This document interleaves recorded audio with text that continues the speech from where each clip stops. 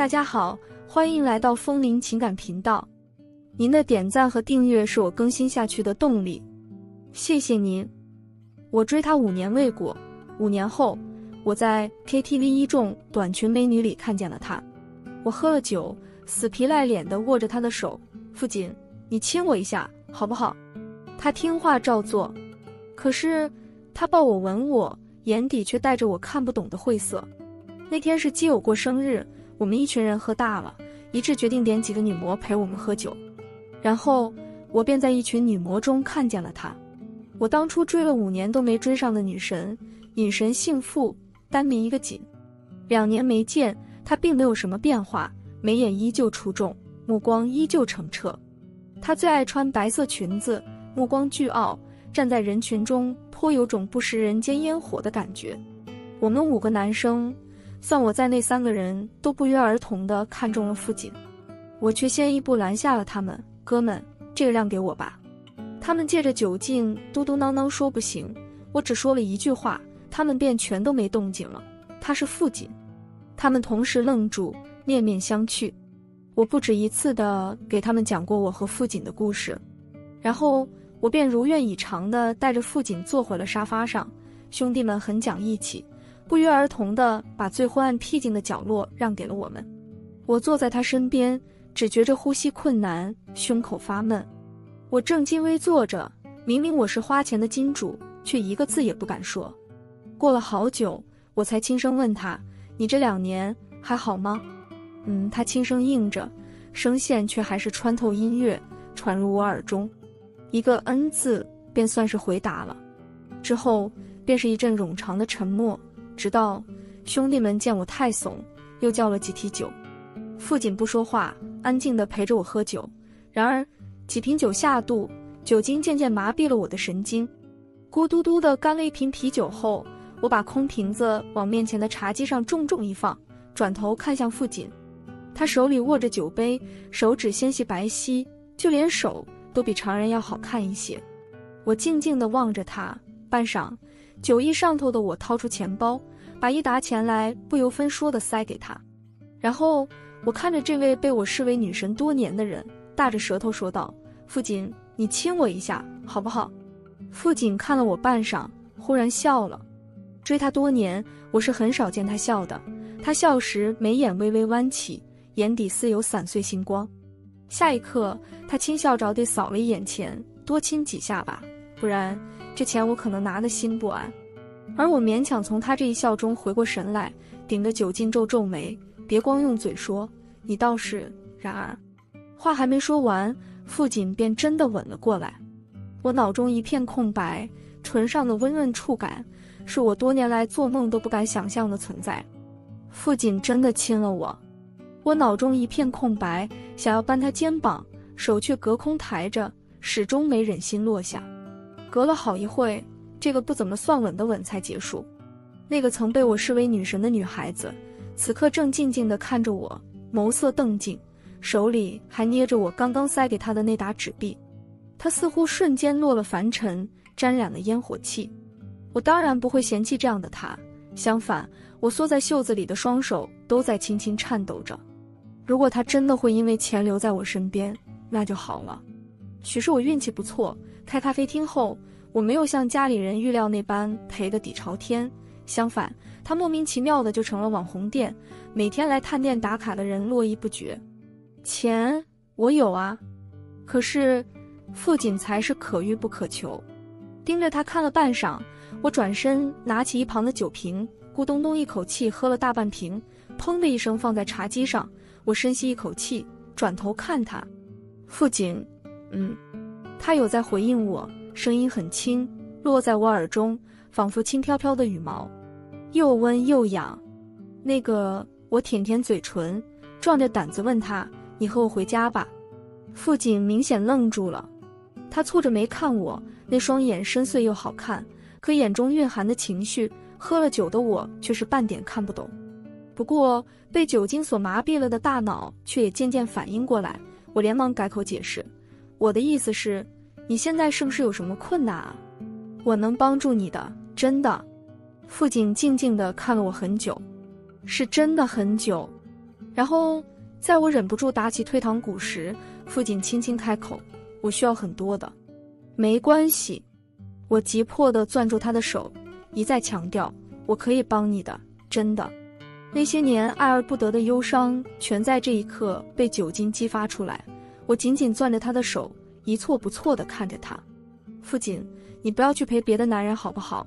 我无法想象向来爱穿白裙子的父亲为了钱坐在别的男人身边，甚至床上的样子。不知是不是被我忽然激动的情绪所感染，原本还带了几分淡漠的父亲神色也渐渐凝重。他静静地看着我，目光晦涩不明。就在我急着加他微信转账时，父亲按住了我的手，他掌心温热，短短几秒的接触便将温度一点点蔓延到了我身上。先不用转，说着，他瞥了一眼手中我刚刚塞的钱，淡声道：“日结吧，这些钱刚好足够1天。”我愣了一下，父亲刚刚说了它很贵，可我没想到它居然会这么贵。我塞在他手里起码上万块，却只够养他1天的。可我咬咬牙，还是同意了。那天我把父亲带回家了，我喝了酒，可他没喝，我醉得头脑发晕，胆子却愈发的大了起来。借着酒劲，我在卧室里扒了他的衣服。其实父亲第一反应是想要拒绝的，可我双手捧着他的脸，很认真地盯着他看，目光还是很难在他脸上聚焦。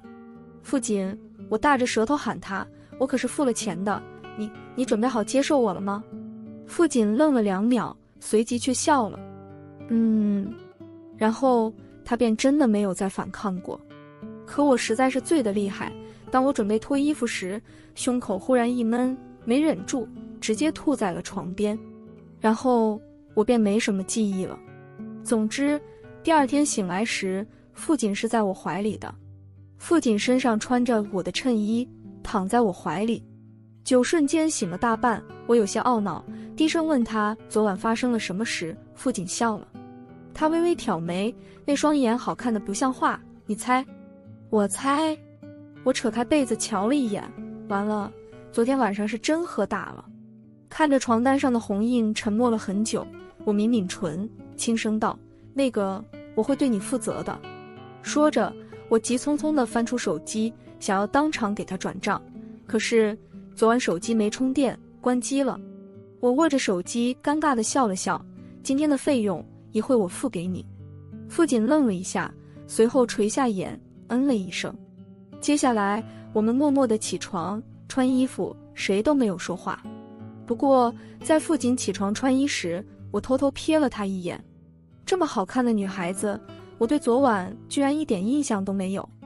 昨晚断片了，可惜了。父亲转身之际，我匆忙收回目光，慌乱地看向别处。他脱了衣服，用浴袍围着，回身看我时微微皱眉，裙子没干。啊！我瞥了一眼阳台晾着的裙子，你昨晚洗衣服了？父亲语调很低，你吐了我一身。我惨白着一张脸回想了一下，似乎的确是我吐的。面对面沉默了一会，我忽然想起来，我这似乎还有一条我姐的裙子，新的，连忙去衣柜里翻出来递给了父亲。他却没有立马接过去，垂着眸看了2眼。父亲抬眼看我，你家里还有女生的裙子啊？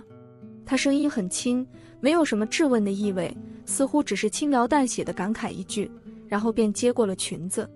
不知出于什么心态，我连忙解释是我姐的，上次她来我家路上买的，走的时候忘拿了。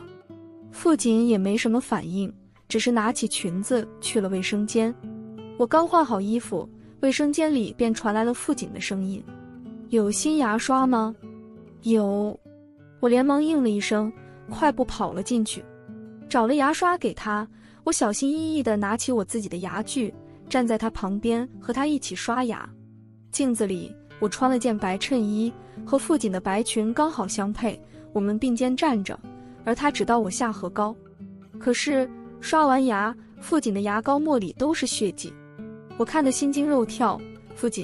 父亲却轻描淡写地漱了口，用水清洗掉嘴角沾了的泡沫，神色平静：“没事，最近有点牙龈发炎。”我只好点点头，心里却开始怀疑，傅锦去 KTV 当女模，不会是像电视里一样得了什么绝症吧？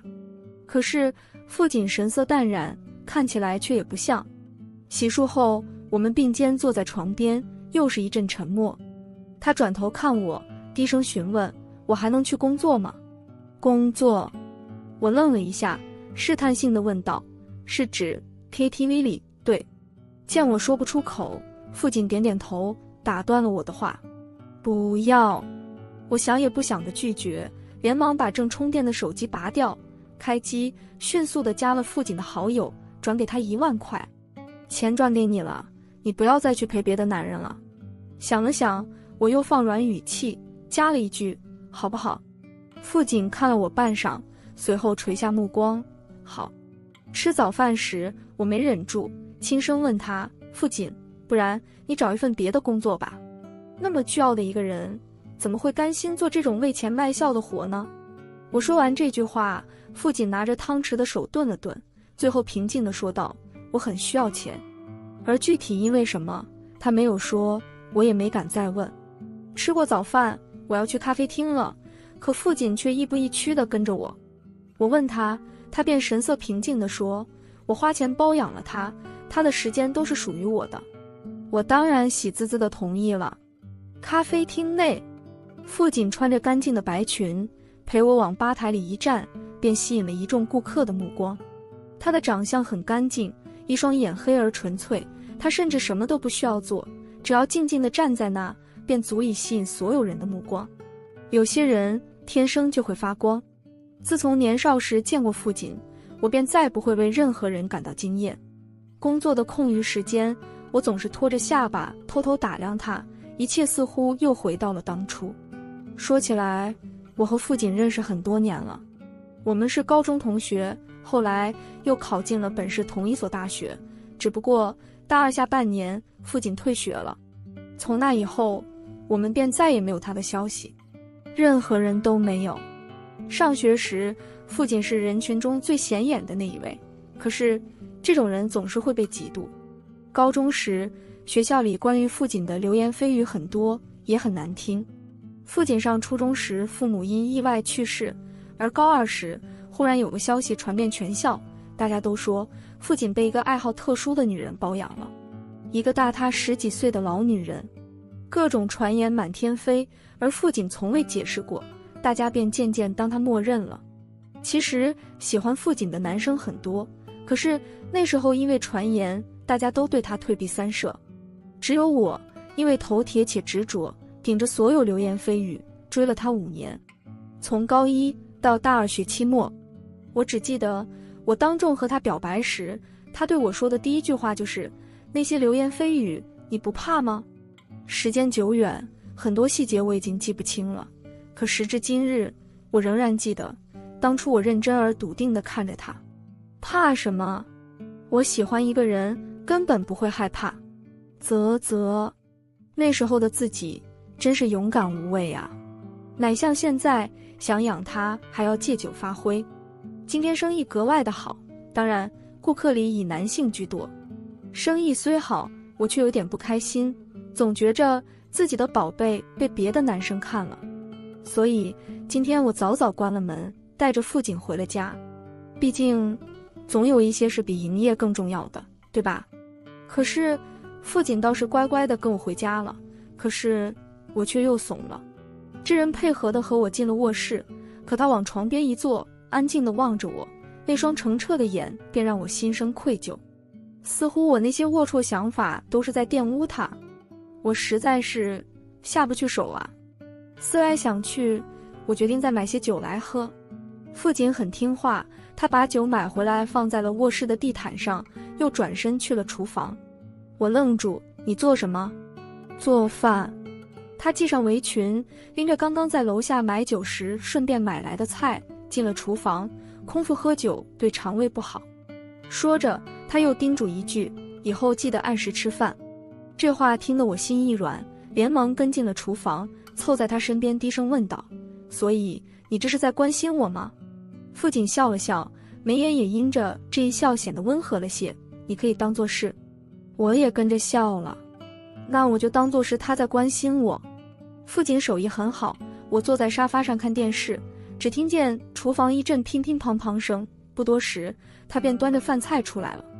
2菜1汤，红烧茄子、蒜蓉油麦菜、西红柿鸡蛋汤，很普通的家常菜，我却吃得停不下筷。我女神真的是全能的，长得又漂亮，上学时学习也好，就连做菜都这么好吃。吃饱喝足，我才想起卧室里的酒一口没动，犹豫了半晌，还是作罢。算了，再喝就撑吐了。吃完饭，父亲不让我进厨房，自己又去刷了碗，然后陪我一起窝在沙发上追剧。可我哪有心思追剧呢？身旁坐着自己喜欢了那么多年的女生，我能听见她的呼吸，能感受到她的体温，甚至一抬眼就能看见她轮廓温和的侧脸。无论哪个，都让我无法淡然。电视看到一半，屏幕里莫名出现了一阵激吻的镜头，我瞬间不淡定了。眼见着面前的男女主亲的火热，我忽然起了兴致，转头试探他：“亲我。”父亲愣了愣，随后笑了。他说：“好啊。”然后他的吻便轻轻落下。父亲吻得很温柔，他的唇轻轻贴着我的，温柔辗转。这个吻逐渐加深，他闭着眼伸出手，悄悄扯住了我的衣领。父亲握住了我的手，最后却又悄悄松开。我有些紧张，本以为今晚一切都会顺理成章，可父亲却轻描淡写地拒绝了我。床上，父亲合衣抱住了我。睡吧，他在我耳边轻声说着，嗓音微微阴哑。我不知道他眼底一闪而过的心疼是为何，也不知道他究竟有没有对我心动过。可他既然拒绝了，我当然不会强迫他。其实能这样将他抱在怀里，能凑过去轻轻吻着他的唇，已经是我过去想都不敢想的事情了。我轻轻环住他的腰身。晚安，父亲。似乎有些什么在一点点填满我原本空虚的那颗心脏。家里窗明几净，上有饭菜余香，将父亲抱在怀中，耳边是他平缓的呼吸声。这种日子，请再给我几百年。我以为父亲不会回应我的，可是几秒过后，耳边还是响起了他的声音：“晚安，谢楠。”我的名字从他口中念出，竟有种让人轻而易举心动的感觉。记得高一和父亲第一次见面时，他问过我的名字，然后轻轻地笑，很好听。大抵就是初见时的那一笑，让我栽得彻底。我想得出神，便听见父亲低声问道：“在想什么？”我抬头，刚巧与他对视。他轻笑着，那双纯黑色的眸底氤氲着太多我看不透的情绪。我看着他笑了笑，我在想，那句话说的没错，年少时真的不能遇见太惊艳的人，否则余生都不得安宁。父亲没说话，只是在沉默过后，微微收紧了攀着我手臂的手。我和父亲就这样不明不白地开始了同居生活。我家就在本市，父母又经常忙于工作，也从不会来我这里。我没有把父亲带给我的朋友们正式介绍，一来我其实也不是他男朋友，没有什么介绍的身份；二来其实我是有些私心的。父亲于我而言太过美好，我总是有种想要把它藏起来的心思，不愿让人看见。于是我瞒着所有人，以1天1万的高价包养了父亲。说是包养，其实我们和普通的情侣并没有什么区别，只是我很快就要负担不起他的费用了。1天1万，我手里那点存款最多也就能支撑个10几天。说来倒也算巧，也许是冥冥之中自有注定，就在我包养父亲的第10天夜里，他忽然接到了一通电话。大抵是凌晨2点10分，父亲的手机铃声忽然响起。他的手机1天24小时都不关静音，像是怕错过什么一般。电话铃响，向来冷静的他几乎是猛地坐起身来，一把握住了枕边的手机。电话里传来一阵说话声，我几乎只听清了最后一句：“情况很不好，快过来。”挂断电话，父亲一个字都没有和我说，飞快地起床穿衣。我从未见他有过那么凝重的脸色。我忍不住问他怎么了，可他不说话，我甚至都不知道他有没有听见我的说话声。见他这副样子，我放心不下，便也开始穿衣服。可傅锦穿得飞快，穿好衣服，他直接出了房门。傅锦！我急着喊了他一声，连忙扯起外套追了出去。门口，傅锦正欲出门，却又停下脚步，回身看了我一眼。因为着急，我一只脚踩着拖鞋，另一只脚则赤着踩在地板上。傅锦低声说道：“我有些急事，你先睡觉，今晚不用等我。”我连忙跟上去：“我不放心你，我陪你一起去吧。”傅锦看了我两眼，嗓音有点哑：“穿好鞋子吧，夜里凉。”我飞快地换了鞋，跟在傅锦身后离开了。我们拦了辆出租车，由于傅锦一直催促，司机倒也开得快，凌晨车少，很快便到达了目的地。是医院，我们是最好的肿瘤医院。我似乎猜到了些什么，可傅锦无父无母，我不知道还有什么人能够让他这么惦记，甚至不惜出去当女模挣药费。下了出租车，傅锦几乎是一路飞奔进了医院，我急匆匆地跟着，一路小跑。急救室门前，傅锦看着里面亮着的灯，双手紧攥。不知为什么，他看向里面的目光似乎满含希冀。我站在后面看着他，我不知道他究竟都经历过什么，也不知道究竟是什么样的经历，才慢慢造就了如今的傅锦。期间，我们一句话也没有说过。其实我有过想问他里面的是谁，可犹豫再三，最后还是没有出声打扰他。不知过了多久，手术室灯灭，有医生走了出来。傅锦几乎是瞬间跑了过去，可是医生还是给了他最不想听见的答案：抱歉，我们已经尽力了。病人现在尚有一些意识，还有什么话就抓紧说吧。傅锦怔怔地站在那里，依旧只留给我一个背影。他明明没有动，可是绷直的背脊却似乎瞬间就弯了。很快，医务人员推着一个人出来了，进了一间病房，是一个中年男人。傅锦飞快地跟了进去。他们路过我身边，我抿着唇，仔细打量了一下躺在推床上的那个男人。这个人我见过，当年学校里传言四起，都说傅锦被一个大他10几岁的富商包养了，传言说的有凭有据，有板有眼。而我当年见过流传的照片，因为事关傅锦，所以我记得格外清楚。虽然刚刚躺在推车上的那个男人被病痛折磨，脸色苍白，可我还是一眼就认了出来，就是他。传言中，傅锦那个比他大10几岁的情人，就是他。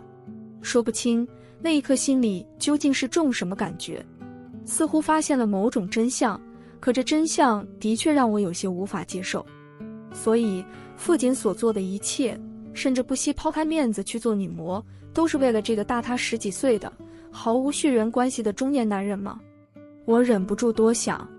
所以我1天1万的包养费也是用来给他治病了吧？那一刻心底酸酸涩涩，说不出滋味。病房门口，由于着急，傅锦没有关门，我站在离病房门口2步远的地方，能够看见里面的情况。傅锦半跪在床边，紧紧握着他的手，那个即便天塌下来都依旧会把背脊挺得笔直的傅锦，此刻却弯着身子，微微颤抖着。我看不见傅锦的表情，可我能看见那个男人的脸，他看着傅锦，在轻声说着什么。傅锦紧紧握着他的手，肩膀垮得厉害。忽然，他缓缓转过头，看了我一眼。我愣住，不知该作何反应，就这么傻乎乎地看着他，直到他看着我笑了笑，又转回头去。傅锦也顺着他的动作望了我一眼，那双眼通红无比。那个中年男人似乎真的已经油尽灯枯，他勉强和傅锦说了几句话，却愈发的虚弱。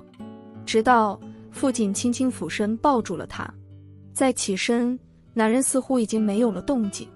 傅锦跪在床前良久，然后他站起身，替男人整理好衣衫和床被，平静地出了门，叫了护士。自始至终，他都没有和我说过一句话。我开始有点害怕，他所在意的人已经去世了，他也不必再为了医疗费用屈身了，是不是也会离开我了？我不敢想，不知是不是太过悲痛，男人去世后，父亲反而都表现得极为平静，平静到有些可怕。我甚至更希望他蹲在那里痛哭，那才是一个人伤心时应有的反应。可父亲没有，他平静地叫来护士，平静地看着医院的工作人员把男人推进了医院太平间，又平静地和我回家睡觉。到家时，天色已微微亮，我们合衣躺在床上，各自沉默着。我没忍住，转过头去轻声问他：所以你们真的是传言中那种关系吗？我是实在绷不住了才会问的。那个女人转头看向我的那一眼，始终在我心底徘徊。我无法言说那个眼神，又无法忘记。可是我没想到父亲的反应会这么大，他猛地坐起身来，垂着目光看我。谢楠，我不想再听见这种话。我从未见父亲这般冷着脸过，一时竟有些回不过神。良久，父亲似乎冷静了下来，他窝进我怀里，声音也柔和了许多。谢楠，别人可以怀疑我，可以泼脏水，但是你要信我。我懵懵懂懂地点头，可是他只说让我信他，却对他的过去只字未提，甚至没有只言片语的解释。可是不得不说，父亲是真的了解我，他应该知道我是这世上绝对会无条件相信他的那个人。第二天，父亲就为他举行了葬礼，目的都是父亲早就提前买好的，而我也是从墓碑上得知了他的名字许嫣。这个中年男人似乎没有什么亲戚朋友，葬礼也格外简单，只有父亲为他披麻戴孝，送了最后一程。当然还有我。整个葬礼上，我和父亲都没有说过一句话，我们平静又沉默地送走了这个中年男人。结束葬礼，我和父亲离开了，走在路上依旧是一阵沉默，而这份沉默让我异常害怕。没有了顾忌，没有了牵制，他是不是就要离开我了？我不敢问，生怕答案是我不愿听见的。可是最后还是父亲主动开了口。人来人往的路上，他忽然拽住了我的手，我愣了一下，匆忙停下脚步，却低着头不敢抬头看他。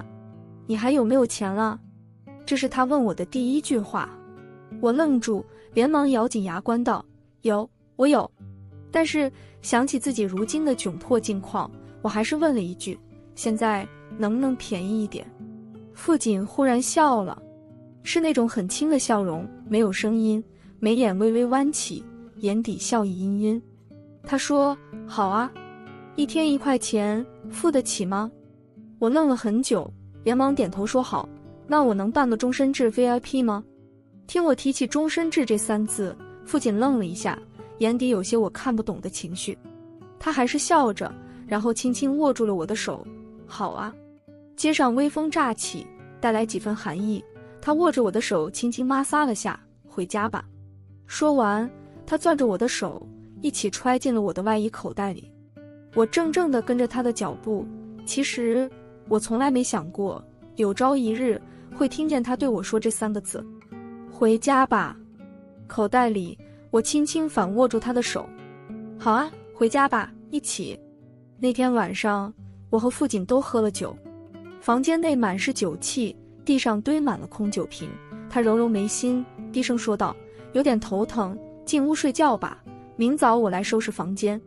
好。我当然不会拒绝他任何事情。我们并肩躺在床上，我穿着衬衣和长裤，而他穿了一条棉布材质的吊带睡裙。躺了一会，我觉得这个姿势显得太疏离，便将他圈进了怀里。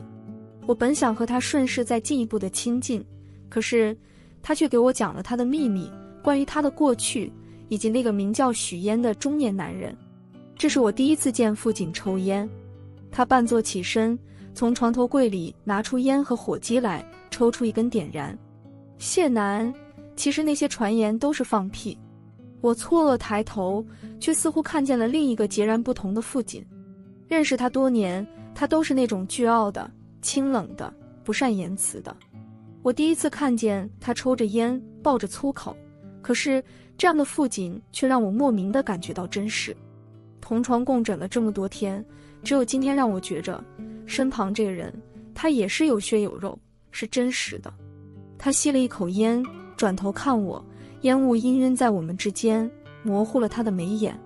许嫣根本不是什么大我10几岁的情人，他是我第2位父亲。他颤抖着，沉着嗓音说了这句话，然后给我讲述了一个冗长又深沉的故事。上初中时，因为一场意外，父亲父母双亡，成为了孤儿。父母留下的遗产被亲戚们瓜分一空，而他流落街头，无家可归。这种时候，反而是许嫣把他捡回了家。其实他和许嫣素不相识，但是许嫣和他妈妈倒是就相识。他做的工作不太干净，一辈子孤独，无儿无女，没有亲人，没有朋友。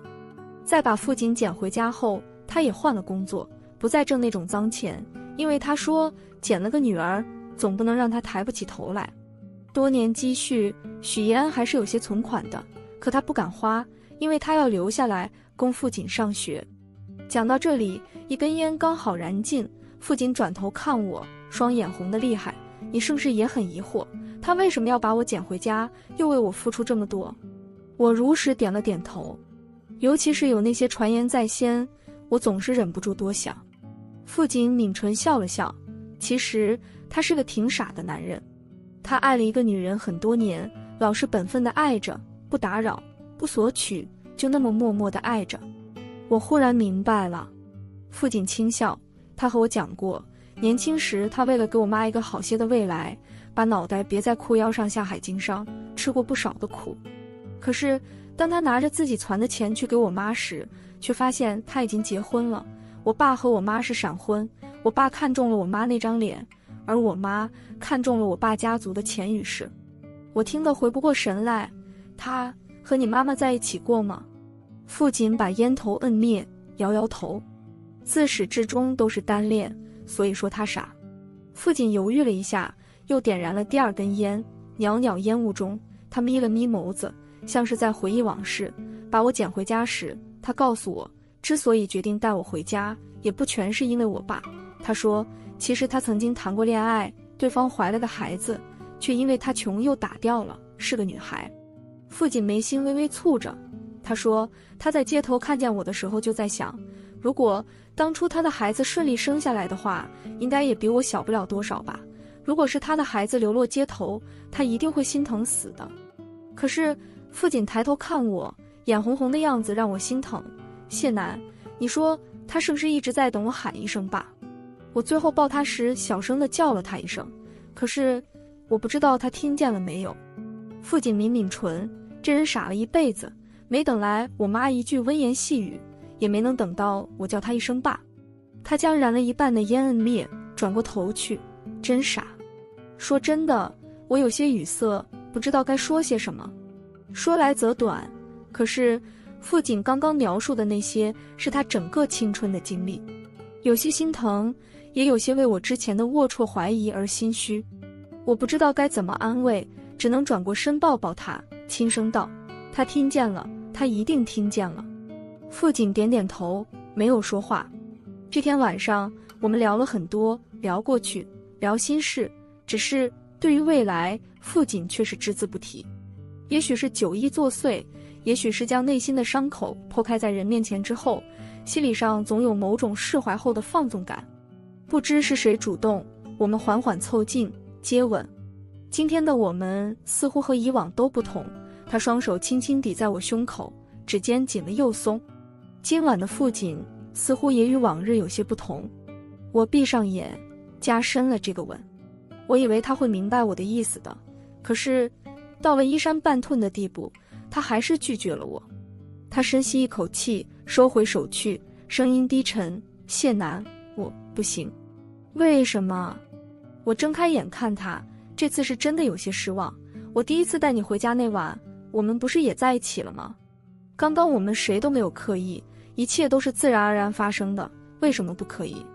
可父亲不说话，他沉默着。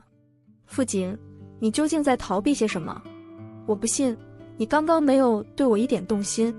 他明明是有的，我们刚刚离得那么近，我分明从他眼底看见了几分爱意。他双手圈着我的腰，窝进我怀里，低叹一声，抱歉，谢楠，我现在不可以。还是一句不可以。这人就是知道他吃定了我，才会这么肆无忌惮地拒绝。我沉默了很久，最后也只是学着他叹了一口气，那就算了吧。我又不是什么豺狼虎豹，也不是非要吃了它不可。这天夜里，我们相拥而眠。奇怪，我明明离他那么近，明明他的心跳声就在我耳边，可是我却莫名地觉着，他似乎离我越来越远。父亲，快睡着时，我迷迷糊糊地问他：“你有什么事瞒着我吗？”我总觉着他有事瞒我，不只是许嫣那件事。父亲很久没有回答我，在我几乎睡着的那一刻，耳边响起了他很轻的声音，轻到似乎一切只是我的幻觉。谢楠，如果我说有的话，你别怪我，好吗？我想说不好，所以你不要有事瞒着我。可睡意逼人，我睁不开眼，一个字都没说，便睡着了。第二天，我醒来时，父亲正窝在我怀里。已经9点多了，父亲罕见地睡了懒觉，昨晚忘了拉窗帘。此刻阳光乍泻在窗角，落在父亲的眉梢眼角，看得我有些恍神。认识他多年，依旧会在这个平平无奇的清晨，为他的美好而感慨。遇见父亲之前，我从没想过，这世上会有这么好看的女孩子。她清冷而倨傲，任外界流言蜚语，依旧一袭白裙，背脊永远挺得笔直，站在人群中，永远带着股不食人间烟火的仙气。我总觉着，她像极了金庸先生书中的小龙女那般出尘绝艳。再回神，却发现父亲已经醒了。他看着我，眼底笑意氤氲，四目相对的那一刻，父亲凑身过来，在我唇上轻轻亲了一下。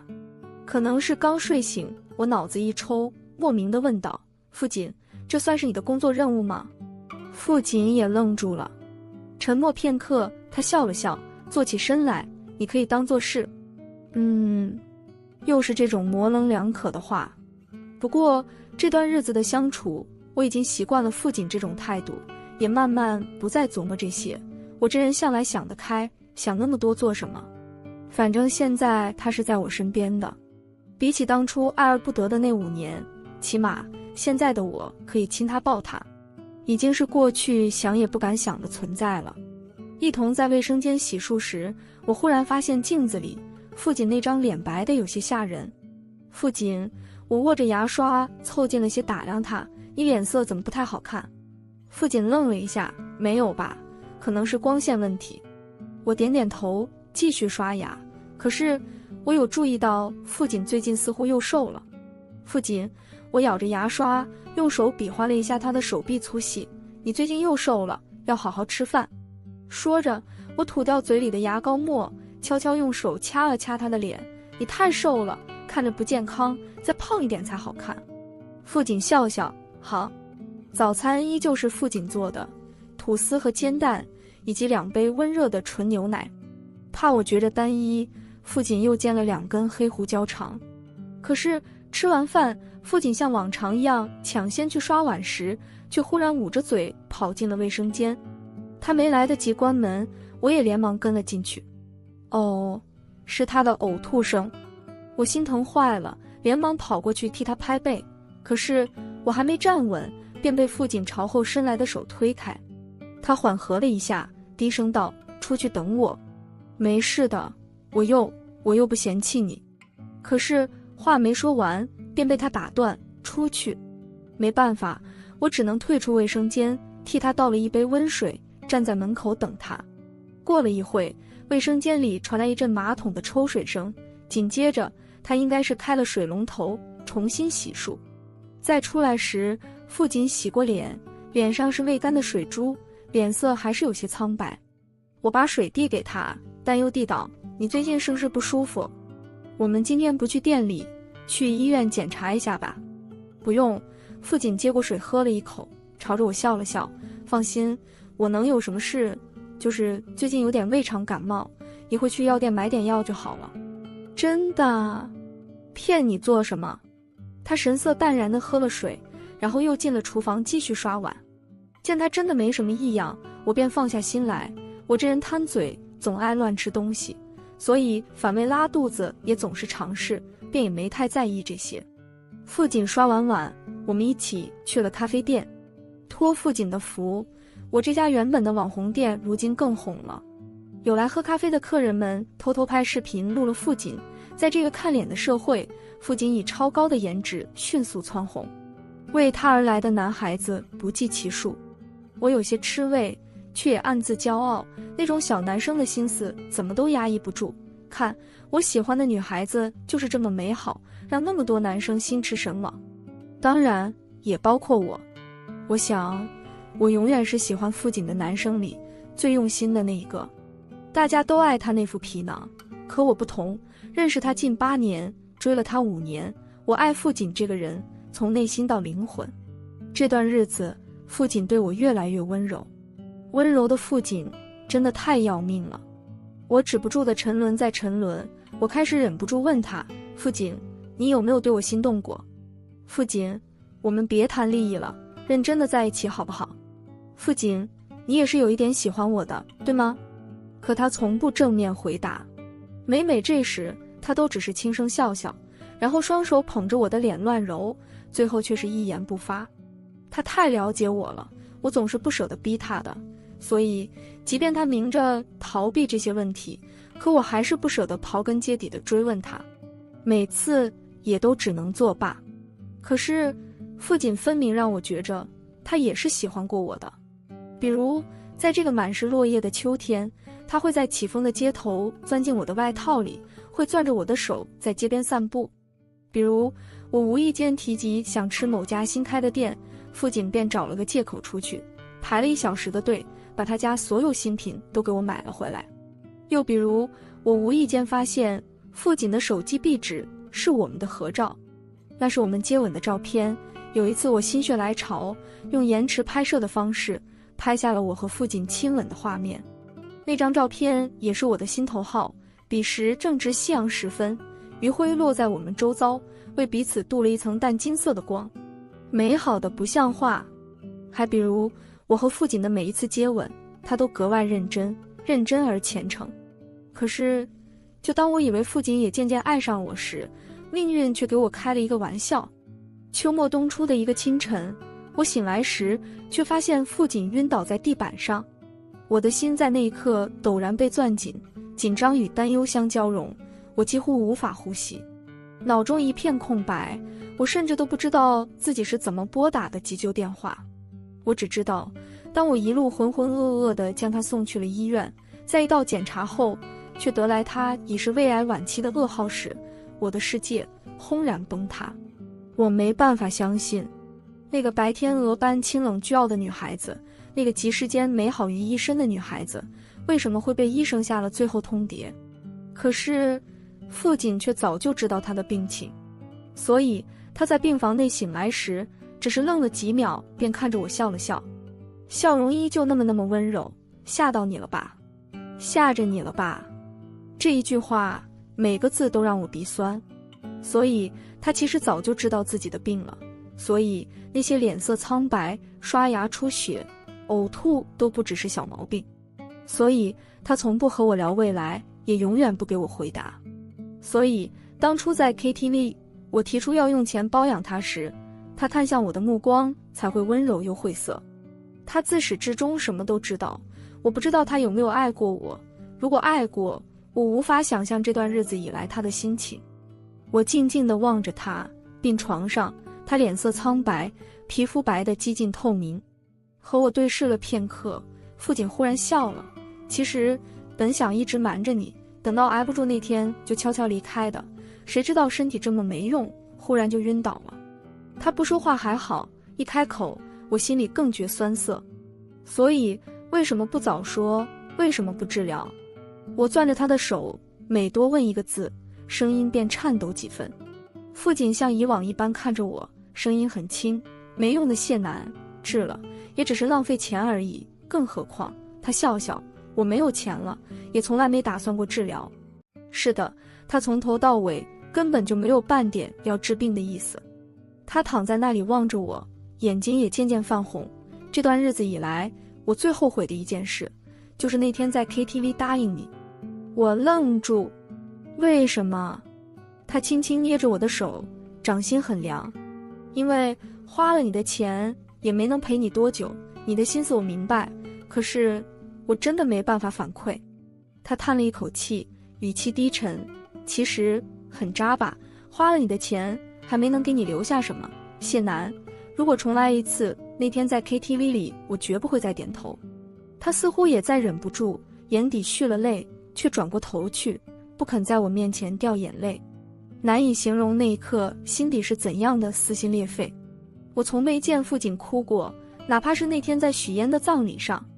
可是此刻，从我的角度能够看见他转过头去，泪水大滴地落下来，每一滴都狠狠砸在我心里，掷地有声。我怔怔地看着他的侧脸，忽然觉着他似乎快要不属于这个尘世间了。一想，心就酸涩得不得了。住院的第3天，父亲要求和我出院回家。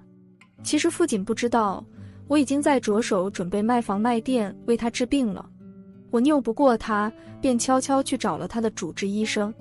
医生，求求您和我说实话，父亲现在的情况，治好的几率是多大？我在心里打定了主意，哪怕还有1%的希望，我也一定要救他。可是，只有我们2个的办公室内，医生看了我2眼，最后摇摇头，叹了一口气。我听说了一些父亲的事情，也是个可怜的孩子。实话和你说，现在已经太晚了，癌细胞已经扩散到了全身，怎么治疗都没用了，再怎么治下去也只是折磨，不如回去让他开心地度过最后这段日子。我愣了很久，医生这番话的意思就是，父亲已经没有治疗的余地了。最后，我红着眼离开了办公室，然后回病房收拾父亲的东西，带他回家。病床上，父亲静静地看着我，然后握住了我的手，回家吧。我强忍心酸，好，回家。我们打车回了家，下了车，我一只手拎着行李，再用右手牵着父亲。其实这几天我不止一次地想要问问他，这些天里他究竟有没有对我动心过，最后却也都作罢了。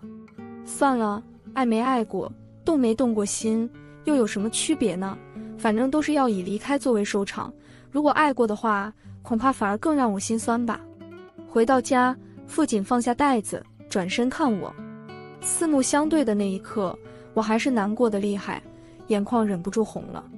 父亲看了我2秒，最后低叹一声，然后凑身吻了过来。这是一个极致温柔的吻，而我脑中一片空白，只能将他轻轻圈进怀里，逐渐加深这个吻。可是最后我们依旧什么都没发生。父亲说，咱们再喝一次酒吧。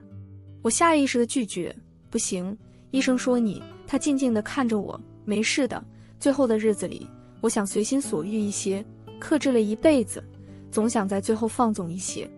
那句一辈子真的莫名戳到我。他明明才20多岁，怎么就已经是他的一辈子了呢？我当然无法拒绝这样的父亲。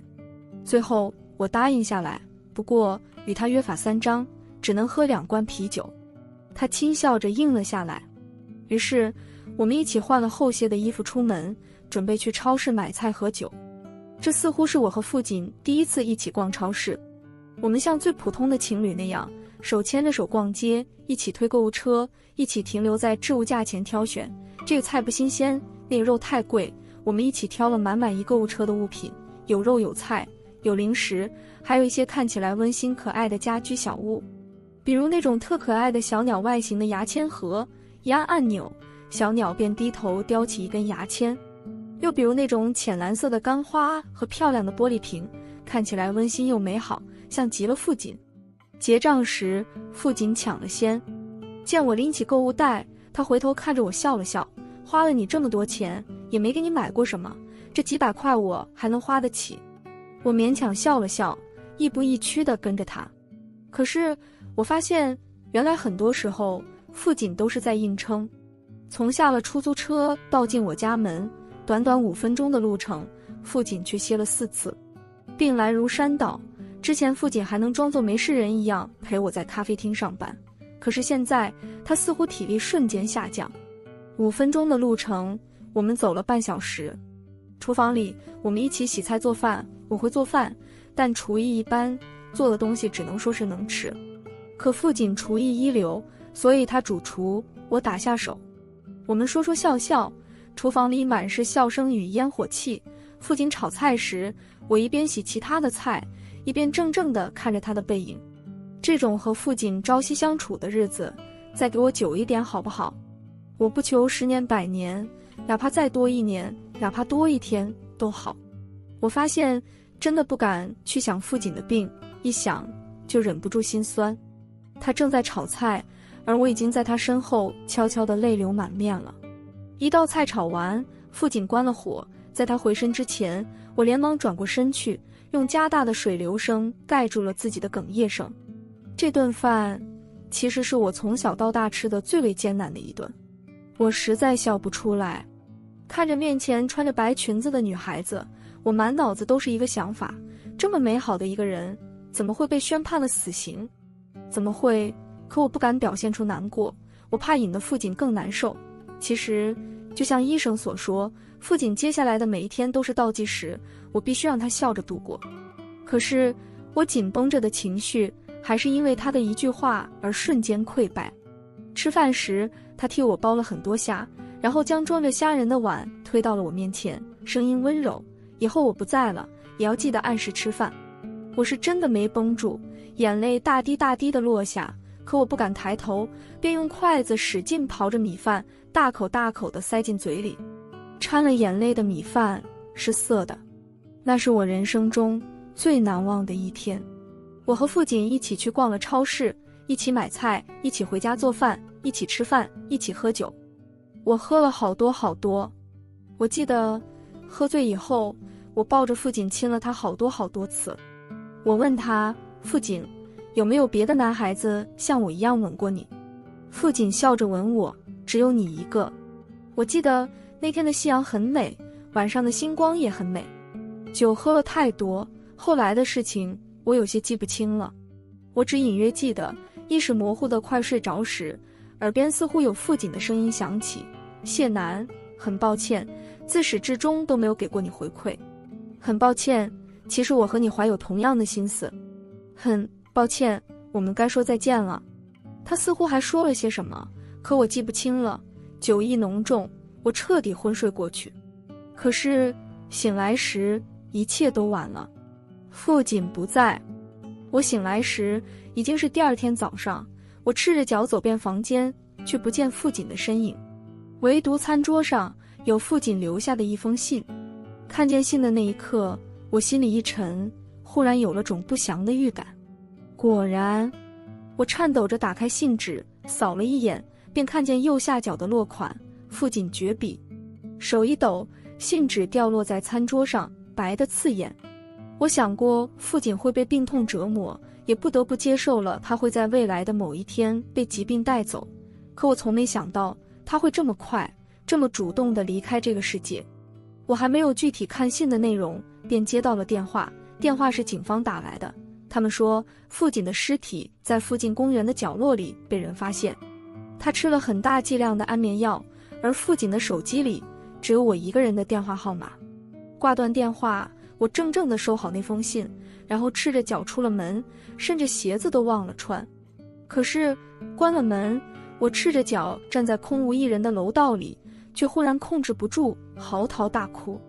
最让我难过的其实不是父亲的死讯，我想我是懂他的，与其被病痛折磨而死，不如选在风和日丽的一天，安安静静的主动和这个世界告别。可是最让我破防的是，他最后就连自杀都选在了一个空无一人的角落。他没有家，他和许嫣曾经的住所被他卖掉给许嫣治病了，就连留在这个世界的最后一刻，他都没有去处。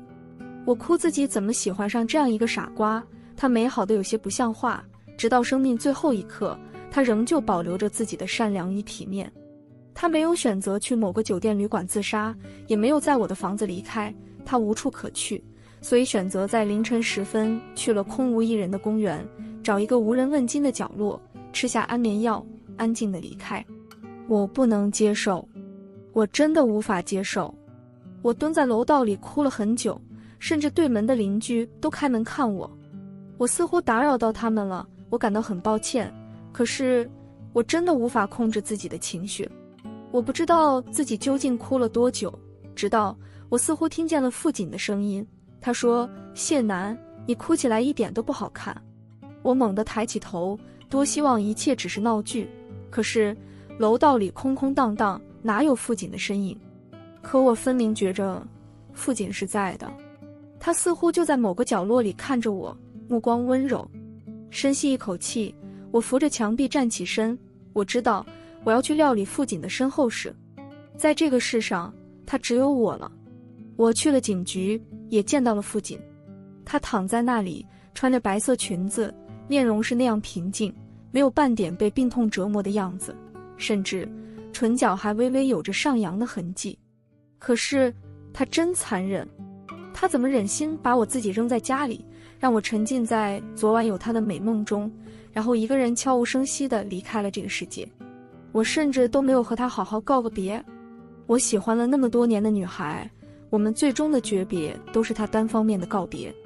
他是这个世上最温柔美好，也是最残忍的存在。那天夜里，我把自己反锁在房间里，颤抖地再一次打开了那封信。信很长，足足写了3页，是我熟悉的傅锦的笔记，可是每一字每一句都看得我心碎。